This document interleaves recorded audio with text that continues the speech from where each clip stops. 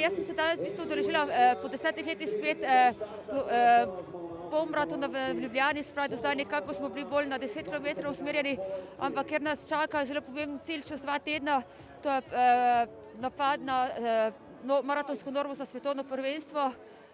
Tako da je bilo dejansko to še čisto iz polnega treninga tek, nekako taki test tek za to in v bistvu je bilo kar naporno, ker smo še v polnem treningu, ampak jaz mislim, da smo dobro pripravljeni in da se treba samo še spočiti in upati na najboljše za London 2017.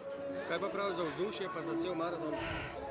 Jaz sem presenečena, res na celem krogu, se pravi, ko smo ravnali polmaratonski, so ljudje stojijo, navijajo in je sigurno, ko prije do krize, malo lažje potem potrpeti in se potruditi. Najboljši na 21.098 metrov!